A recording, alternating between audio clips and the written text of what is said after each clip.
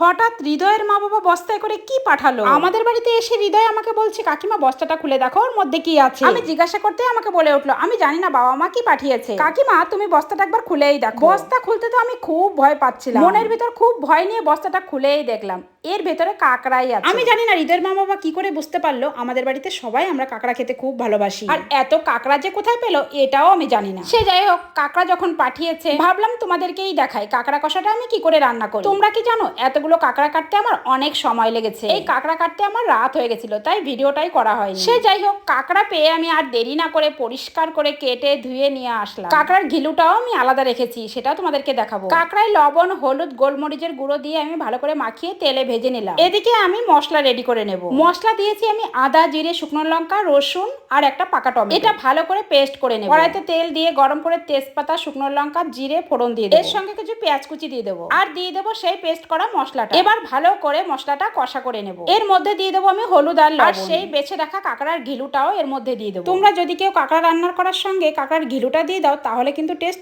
অনেক বেড়ে যাবে। অনেকে কাঁকড়ার ঘিলু আলাদা খেতেও ভালোবাসে, কিন্তু আমি সবসময় চেষ্টা করি ঘিলুটা কাঁকড়ার মধ্যেই দেওয়ার, তাহলে স্বাদটা অনেক বেড়ে যায়। এদিকে কাঁকড়া মশলার সঙ্গে ভালো করে কষানো হয়ে গেছে, আমি ঝোলটা দিয়ে ঢেকে দেবো। এটা রান্না করতে বেশিক্ষণ সময় লাগে, একটু কথা বলতে বলতে কাঁকড়া রান্না রেডিও হয়ে যায়। এদিকে সুমি আমার বসে আছে কখন কাঁকড়া রান্না হবে। সুমি আমার কাঁকড়া খেতে খুব ভালোবাসে। কাঁকড়া রান্না আমার হয়ে গেছে, তাই গরম মশলা দিয়ে আমি সাথে সাথে নামিয়ে দিলাম। তোমরা একবার কাঁকড়ার কালারটা দেখো। রান্না যখন আমার হয়ে গেছে তাই দেরি না করে সুমিকে খেতেই দিয়ে দিই। এই গরম গরম ভাতের সঙ্গে কাঁকড়া কষা কে কে খেতে ভালোবাসো আমাকে অবশ্যই জানিও। সুমিকে দেখে তোমরা নিশ্চয়ই বুঝতে পারছো কেমন হয়েছে কাঁকড়া কষা খেতে। এদিকে সুমি খেতে থাকুক আর তোমরা আমার পুরো ভিডিওটা দেখতে থাকো।